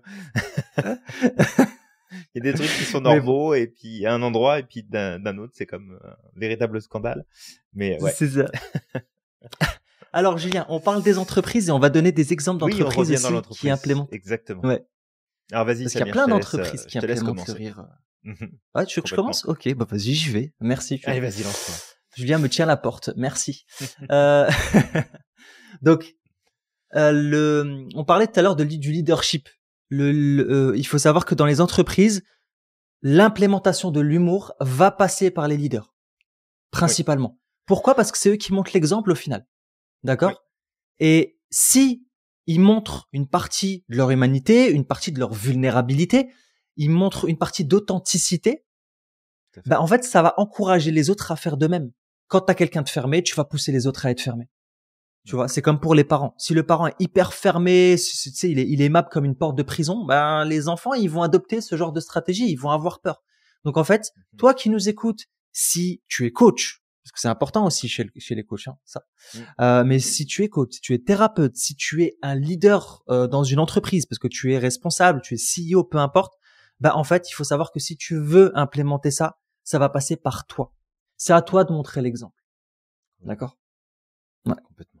Tu vois, j'ai un point qui me vient en tête, puis toi qui nous écoutes, ça peut justement t'apporter quelque chose de précieux. C'est que parfois, par mécanisme de préservation, on n'a pas envie de montrer de vulnérabilité, on n'a pas envie de mettre en lumière nos faiblesses. Le truc, c'est que croire que les autres ne verront pas tes faiblesses et tes vulnérabilités, c'est te faire un film dans ta tête et clairement qu'à un moment donné, ça se verra. Et le truc, c'est que cette peur qui parfois nous anime et qui nous dit non, non, mais faut pas que les autres sachent que, faut pas que les autres voient ça de moi parce que sinon ça va se retourner contre moi, etc. En fait, il y a quelque chose que j'ai observé, puis que plein d'autres personnes ont observé et on a fait l'expérience en concret, c'est que quand tu es la personne qui met en lumière tes propres vulnérabilités, ça n'est plus une zone sur laquelle on peut t'attaquer et on peut t'affecter. Et c'est ça, en fait, toute la beauté. En fait, tu deviens encore plus fort quand tu montes tes vulnérabilités. Parce que quand tu les mets en plein jour, quand tu fais de l'humour dessus, quand tu partages dessus, faut pas que ce soit ton centre de discussion non plus, d'accord?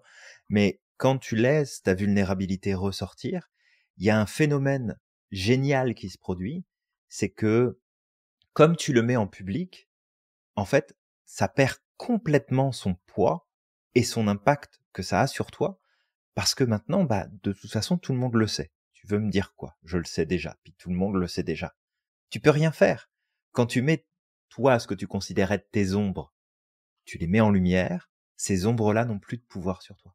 Et donc, tu as tout intérêt, en fait, à montrer cette humanité, cette vulnérabilité, cette ouverture, cette sensibilité qui est la tienne, parce qu'en fait, c'est plus tu essayes de la contenir, plus tu essayes de la cacher, plus tu essayes d'être sérieux ou sérieuse, plus en fait tu te fais souffrir et plus tu deviens sensible aux attaques, plus tu deviens réactif et réactive à ce qui se passe autour de toi.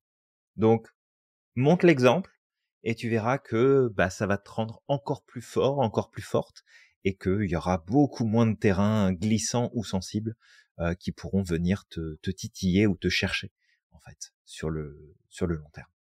Exact. Donc après, on a une stratégie aussi qui est intéressante qui peut être appliquée en entreprise, c'est d'installer ce qu'on appelle un mur du rire. En fait, c'est un espace physique ou digital où on va retrouver des citations drôles, des mèmes, des blagues bienveillantes, des partages personnels, des photos un peu drôles, où finalement, bah, ce mur-là va permettre de remettre un petit peu de positif, un petit peu d'amusement. Ça peut être aussi un espèce de rituel qu'on met dans l'entreprise. Alors, un rituel qui n'est pas obligatoire, bien évidemment, mais qui est disponible pour les personnes qui le souhaitent, de partager des choses drôles qui auraient pu nous arriver pendant notre semaine, par exemple. Bah tiens, le week-end Ouais. dernier, il s'est passé un truc, voilà ce qui m'est arrivé, voilà ce que j'ai vécu, c'était drôle, tiens, regarde, on a pris une photo, et tac, je le partage avec le reste du groupe. Tout le monde est pas obligé d'y participer, parce que si ça devient une obligation, dans ce cas-là, bah, c'est problématique, parce que ça vient jouer dans le territoire personnel, et là, ça serait pas bon d'un point de vue RH de jouer à ça. Mais pour les personnes qui veulent y participer, ou qui veulent tout simplement contribuer à, tiens, j'ai entendu une blague, je voulais la partager avec le groupe, tac, je le mets sur le mur, bon, bah ça peut être ça peut être sympa. Si ça fait partie de la culture de l'entreprise, ça peut être plutôt cool. Ouais, exact. C'est vrai que ce mur du rire est sympa, justement, et ça peut te pousser, en plus, au travers de ce mur du rire, de recycler des moments difficiles, en fait. Parce que moi, je sais que quand j'ai vécu quelque chose de difficile, là, sur le coup, tu sais, je le vois pas comme une fatalité, mais c'est difficile à vivre. Mmh. Généralement, après, je le re-raconte, mais drôle, tu sais, de façon drôle, en fait. Je le retransforme. Ah, il m'est arrivé ça, blablabla, et puis je rajoute des éléments drôles, etc. Et souvent, Ouais. ça fait mieux passer la pilule et ça te pousse en plus à développer cette stratégie du rire et à ta créativité, à comment je peux faire pour retransformer les choses, etc. Donc, ensuite, ben, ce qui peut être intéressant dans une entreprise, c'est d'utiliser de mettre en place des événements humoristiques. Donc, ça peut être des ateliers d'improvisation, ça peut être durant les réunions, en fait, tu sais, d'implémenter le rire dans les réunions d'une certaine manière ou Mmh. d'une autre en adoptant une voix différente. Tu sais, ça peut être plein de choses. Ça peut être aussi, bah, je sais pas, faire appel à des personnes extérieures pour mettre en place des séances de yoga du rire une fois de temps en temps, une fois par mois ou autre, Tout à fait, ouais. euh, ou de créer des activités ludiques mais entre équipes extérieures à l'entreprise. Ça peut être, je sais pas, un bowling, du théâtre, un escape game, qui permet de consolider un peu les liens et d'amener un petit peu plus cette légèreté. Donc ça aide énormément en fait. Et tu verras Ouais. que tes équipes seront beaucoup plus proches et auront beaucoup plus de facilité à travailler ensemble. Vraiment. C'est pas en les mettant les uns contre les autres que tu vas avoir des gens qui vont être beaucoup plus productifs. Vraiment. Alors ici, bah, peut-être donner quelques exemples justement d'entreprises que tu as déjà probablement entendu parler, qui ont implémenté justement cette notion de jeu, de ludification, mais aussi d'humour, de rire. Première entreprise qu'on peut partager ici, c'est Decathlon. Decathlon, cette chaîne de magasins qui offre bah, du matériel de sport, donc qui ont leur propre marque, mais qui peuvent aussi vendre d'autres marques. Eux, ils ont beaucoup mis ce côté ludique au cœur de leur culture managériale. Et en fait, ils mettent en place, en lien avec le sport, des mini-olympiades, des jeux sportifs pour renforcer l'esprit d'équipe. Et puis aussi de voir le sport comme un jeu collectif et un modèle de management agile. Donc Decathlon a pris en fait leur positionnement de marché et on dit bah on va aussi utiliser ce positionnement-là et l'intégrer directement dans le système et dans le fonctionnement de l'entreprise. Donc c'est des choses qui sont intéressantes. Peut-être que bah ça peut être une piste aussi pour ta propre entreprise, que tu sois salarié ou que tu aies ton entreprise, de pouvoir intégrer potentiellement cette piste-là en tout cas. Et Decathlon, qui est une entreprise originaire du Nord, donc Ouais. j'aime bien cette entreprise. On peut du coup maintenant parler d'une autre boîte qui est américaine, hein, qu'on connaît tous, c'est Google. Mmh En fait, mh. Mmh. Google qui encourage ses employés à consacrer 20% de leur temps à des projets personnels ludiques et bah, en fait aussi l'environnement en fait à Google. En fait, ils ont Mmh. implémenté plein de petites choses comme ça pour rendre l'environnement un peu plus sympa, drôle, comme des toboggans, des baby-foot, des escape rooms, etc. Ah, je dis pas que peut-être tout se passe bien à Google, hein, parce que j'ai entendu des gens qui travaillent chez Google et qui disaient quand même que c'était pas forcément évident parce qu'on leur demande quand même beaucoup. Mais Ouais. quoi qu'il arrive, dans ces 20% là qu'on demande, ça leur permet en fait de faire en sorte que l'environnement soit un peu mieux, tu vois. Et aussi en fait, chez Google, ils utilisent le jeu en fait pour résoudre des problèmes de façon créative.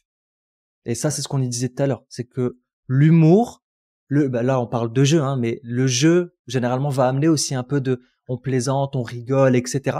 En fait, bah permet en fait de résoudre certains problèmes de façon beaucoup plus créative, parce qu'on sort en fait de la logique et on laisse aussi place aux émotions. Ouais, complètement, Samir. D'ailleurs, peut-être dernier partage ici d'entreprise, mais il y en a plein d'autres, d'accord? Parce que là, je vais te parler de Zappos, mais on pourrait parler de Lego, de Salesforce, de Ubisoft. On peut vraiment parler de plein d'autres. Pour Zappos, qui est devenu une filiale d'Amazon, en fait, il y a vraiment cette ludification dans la culture d'entreprise où il y a de l'humour, il y a du déguisement, il y a du challenge interne fréquent. Et tu vois, là, je te parle de Zappos, mais il y en a une qui me revient à l'esprit et qui est dans la dynamique du fondateur et du visionnaire derrière ce groupe d'entreprises, qui est le groupe Virgin.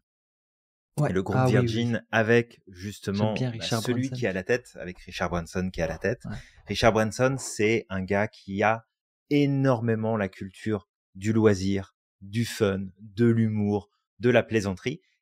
Et pour le coup, en fait, il y a énormément d'employés qui refuseraient de quitter Virgin parce que, en fait, ils sont dans une culture d'entreprise et ils sont dans une dynamique où, en fait, ils s'éclatent. Et alors, ils ont du boulot et ils ont des comptes à rendre et tout ça. Mais si tu veux, on est sur une entreprise où le visionnaire, le fondateur, le PDG de l'entreprise se déguise en hôtesse de l'air, se met du rouge à lèvres, porte des chaussures à talons et va faire un vol long courrier pour servir les passagers de sa compagnie. Mmh. On a un PDG qui va faire du saut en parachute, qui va faire du saut à l'élastique avec ses employés, qui va avec une équipe ou une autre faire une bataille d'oreiller, qui va faire une bataille de paintball, qui va en fait faire tout un tas de choses où vraiment on a le fun et le plaisir qui est au cœur de l'expérience interne, ce qu'on appelle les clients internes, c'est-à-dire les employés de l'entreprise, ceux qui travaillent dans l'entreprise, mais aussi les clients externes. Et ça, c'est aussi un exemple, en fait, de comment est-ce qu'on peut intégrer ça pour faire en sorte que ça se passe le mieux possible. Bien sûr, faut pas que ça masque un management pourri et une entreprise qui prend pas soin de ses employés, bien évidemment. Mais si on en revient à Zappos, parce que j'ai fait mon petit écart là sur Virgin, ils ont mis en place des programmes de récompense, des bonus gamifiés, et puis surtout, ils ont comment ça s'appelle, un département qui s'appelle le Fun Department. Donc c'est vraiment un département qui est là pour cultiver la bonne humeur et la bonne entente dans les équipes. Et d'ailleurs, il y a un métier qui a rejoint l'Hexagone il y a quelques années de ça en arrière, qui est le Chief Happiness Officer. Donc la personne qui est en charge de s'assurer que ça se passe du mieux possible pour les employés, qui va organiser des sessions de dev perso, de yoga, de sorties, de spa, de sport, de compétition, qui va s'assurer que le café il est bon, qu'on va acheter des viennoiseries, qu'on va organiser en fait tout un tas de choses pour le bien-être des personnes qui sont dans l'entreprise. Et en fait, ça, de vraiment voir que c'est pas un caprice d'entreprises qui ont vraiment plein de fric à claquer, que c'est pas un poste qu'on invente comme ça juste pour faire plaisir et embaucher le beau-frère, c'est que avoir une personne qui est en charge d'apporter ça dans une entreprise, c'est aussi se soucier de la qualité de vie au travail, c'est d'apporter du soutien et d'apporter un cadre, en fait, qui va amener du positif, qui va amener de la qualité, et qui va nécessairement avoir de l'impact positif sur le retour, en fait, sur investissement que ça représente, parce que augmentation de la productivité, diminution de l'absentéisme, augmentation du niveau de collaboration entre les personnes. Donc, en fait, ça amène plein d'effets positifs. Donc, il faut pas se dire, ah oui, mais Google fait ça, mais moi, je me vois pas dans ma petite entreprise installer un baby-foot au milieu de la salle de réunion.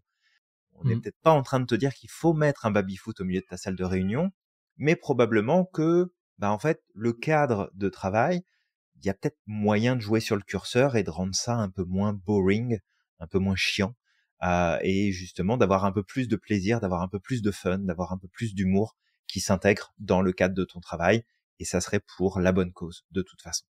Ouais, exactement. C'est bien de le rappeler parce que c'est vrai que ça, on l'a souvent entendu, le fait que c'est des postes qui servent à rien, en fait, au final, alors que, toi qui nous écoutes, tu te rends compte à quel point, en fait, un environnement de travail sain, où il y a quand même de la légèreté, surtout que le travail, on y passe beaucoup de temps, en fait, ça peut permettre de pousser une entreprise à aller beaucoup plus vite, à évoluer beaucoup plus rapidement. Alors, je sais qu'il y a encore beaucoup de gros dinosaures, c'est des grosses boîtes qui continuent de fonctionner à l'ancienne, mais peut-être que sur le court terme, ça fonctionne, mais sur le long terme, ça va finir par poser problème, tôt ou tard. Sans parler du nombre de cerveaux et de talents qui ont toute l'information et qui partent. Moi, je sais que l'entreprise dans laquelle je travaillais, le nombre de personnes qui étaient experts dans ce qu'ils faisaient. Ils connaissaient vraiment comment les choses fonctionnaient, tout l'historique, etc.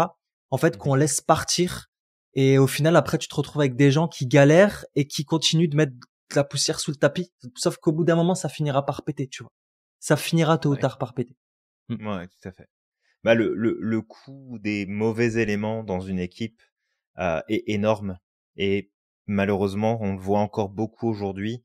Il y a beaucoup de structures de management et il y a beaucoup de politiques d'entreprise, en fait, qui vont préférer se débarrasser de ceux qui se plaignent justement d'un environnement, d'une dynamique, d'une culture d'entreprise qui n'est pas adaptée, qui vont garder en fait des piliers de management qui sont toxiques et en fait ils vont perdre au change parce qu'ils ont l'impression de se débarrasser de gens qui sont un peu casse-bonbons parce qu'ils se plaignent, ils râlent, ils sont pas contents, ils disent qu'il y a des trucs qui marchent pas et puis qu'en fait derrière ils vont payer les pots cassés de justement ceux qui sont à l'origine de ces problématiques-là.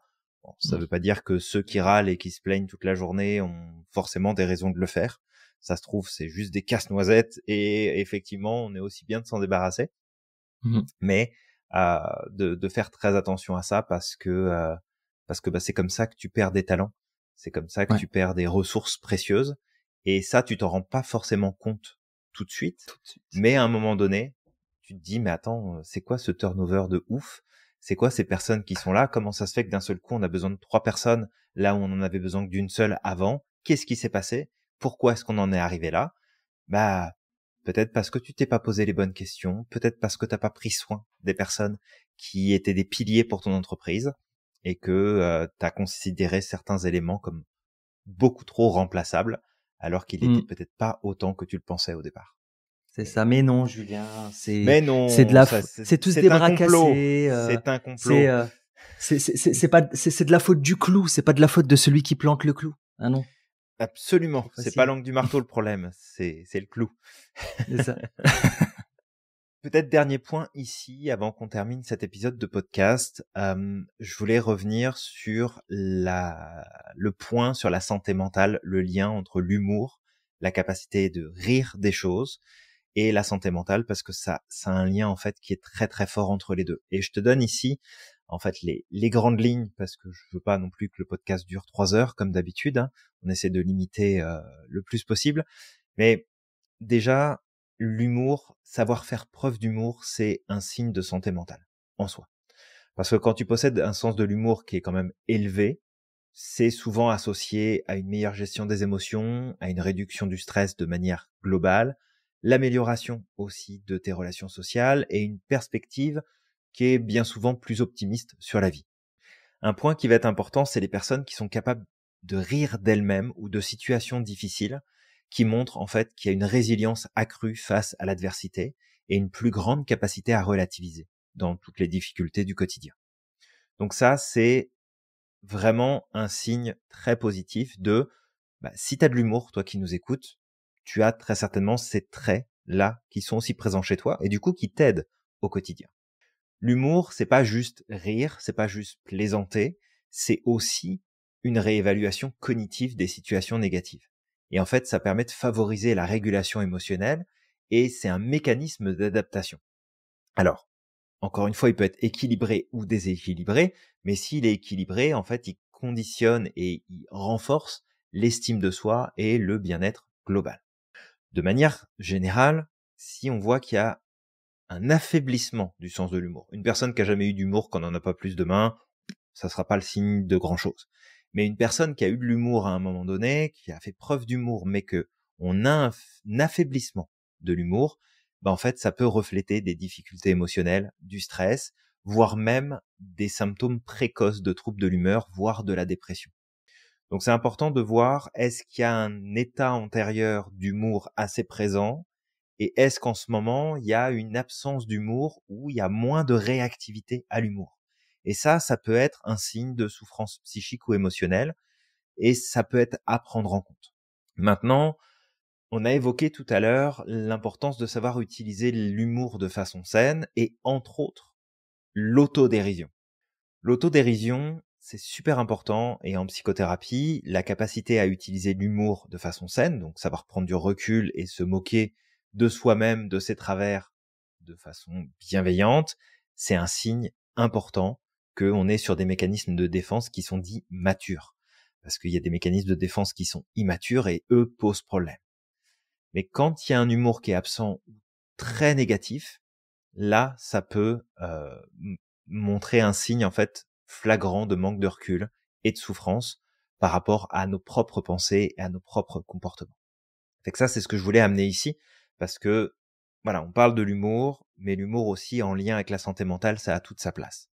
J'aimerais peut-être juste préciser une dernière chose ici, c'est que bien que on fait un lien entre l'humour et les signaux flagrants de santé mentale, le manque d'humour n'est pas un indicateur absolu de trouble mental ou de maladie mentale. D'accord ? Ça dépend du contexte, de la culture, comme on l'a dit, de la personnalité, de l'éducation. Ce qu'on va surtout observer, c'est est-ce qu'il y a une perte récente ou marquée de l'humour ou une incapacité à s'amuser là où une personne avait l'habitude de prendre du plaisir ou avait l'habitude de s'amuser ou de rire d'une situation particulière. Si jamais ça se produit et que ça s'étend sur plusieurs semaines, alors là, ça peut être considéré comme un possible signal d'alerte. Mais c'est seulement s'il y a eu un état avant et qu'il y a un état après. S'il n'y a pas de variation, si la personne, elle a jamais ri de sa vie pour rien parce qu'elle n'a pas d'humour et qu'elle n'en a toujours pas aujourd'hui, ça ne veut pas dire qu'elle est déprimée. Par contre, s'il y a eu présence d'humour, mais qu'il y en a beaucoup moins aujourd'hui et qu'on sent qu'il y a moins de réactivité, moins de capacité à jouer sur les mots, à jouer sur les pensées, à remettre de la perspective humoristique dans les situations, ça par contre, c'est un signal auquel il faut prêter attention. Donc, toi, peut-être tu as des enfants, toi qui nous écoutes, peut-être que tu as des ados, peut-être que tu as un conjoint, une conjointe, des parents, des proches, des amis. Si tu sens à un moment donné que une de ces personnes qui t'entourent, chez qui tu sais qu'il y a une présence d'humour habituelle, mais que depuis quelques semaines, c'est beaucoup moins présent, c'est beaucoup moins exprimé que d'habitude, prends le temps de questionner la personne. Prends le temps de lui demander comment elle va, si tout va vraiment bien, si elle a besoin de parler de quelque chose, si elle a besoin d'un coup de main, si elle a besoin de soutien. Parce qu'en fait, ça peut être un signe que la personne, elle est peut-être en train de vivre une détresse plus ou moins importante et on n'a pas tous la capacité sur l'instant en nous de faire appel à quelqu'un d'autre, d'en parler autour de nous. Et c'est d'ailleurs bien le problème, c'est que la plupart du temps, on le garde pour nous quand il y a quelque chose qui va pas. Donc, hésite pas à faire cette démarche de questionner les personnes si tu sens qu'il y a un changement comportemental lié au niveau d'humour et au niveau d'engagement humoristique de la personne par rapport à d'habitude, parce que tu pourrais peut-être apporter quelque chose de très aidant pour la personne, pour l'aider à prendre conscience qu'il y a peut-être des choses qui sont à prendre en charge et des choses qui sont à évacuer pour que ça aille mieux. Exactement. Merci beaucoup, Julien, pour ce partage Avec qui est plaisir. vraiment important. Et vraiment, voilà, l'humour est un pilier, en tout cas, du bien-être mental. C'est un point à garder à l'esprit. Et je sais que dans beaucoup de familles, sans généraliser, mais dans beaucoup de familles, dans certaines cultures, etc., il y a cette espèce de racket, en fait. C'est du racket émotionnel au final, parce que l'humour est mal perçu, parce que l'humour est considéré comme quelque chose de pas sérieux et tout. Donc voilà, c'est important de dépasser tout ça maintenant. D'ailleurs, juste comme ça et puis on arrête, mais beaucoup de personnes quand ils veulent devenir comédiens, ils sont toujours confrontés à leur famille de c'est pas un vrai métier, c'est pas sérieux, personne ne va te prendre au sérieux, etc. Un peu comme si t'étais un clown ou un bouffon, tu vois, le bouffon du roi là qui est là à se pavaner et tout, et essayer de faire tout le monde. Alors que non, en fait, ces gens-là sont autant importants que des thérapeutes. Absolument. Vraiment. Ouais. Ils ont un impact très important sur la vie des gens. Ouais, vraiment. Et d'ailleurs, on en a une parmi nos... Alors, c'est une de tes clientes, je pense, mais qui assistait à nos lives très souvent. Oui, qui s'appelait tout Malika. À fait. Oui, absolument. Malika, si tu nous écoutes, j'espère que tout va bien pour toi et que tu progresses dans ta carrière d'humoriste. Ouais, exactement. Parfait, Julien. Bon, alors toi qui nous écoutes, maintenant que tu as cerné, je pense, l'importance du rire, Si tu as besoin de travailler avec quelqu'un, n'hésite pas, tu nous contactes, on va te recommander un de nos coachs pour pouvoir travailler un petit peu sur s'il y a des bloqueurs, en fait, des bloqueurs de l'humour chez toi, des mécaniques de défense, du racket émotionnel qui a été fait, etc. Et puis, ben, on va t'inviter à liker, commenter, partager ce podcast pour diffuser un peu plus cette connaissance qu'on te partage et améliorer, j'imagine, en tout cas j'espère, la santé mentale des personnes qui nous écoutent et faire de cette société une société un peu plus drôle. En tout cas, j'espère. Pas dans le mauvais sens, parce que je peux te dire que bon, ici c'est drôle ce qui se passe en ce moment vu d'extérieur, mais c'est pas drôle à vivre au quotidien, tu vois. Ouais, bah tu sais, je pense que c'est drôle dans un certain sens du terme dans pas mal de régions du monde en ce moment. Ouais, c'est ça. Des fois ça peut être comique, drôle hein, comme ça, mais ouais. les conséquences sont pas toujours les meilleures. Donc voilà. Et puis, ben, je vais t'inviter à croire au maximum en ton potentiel et de pas oublier d'être extraordinaire chaque jour. Exactement. N'oublie pas non plus à quel point t'es magique et que t'as le pouvoir de réaliser absolument tout ce que tu souhaites. Et on te dit à la prochaine. À la prochaine.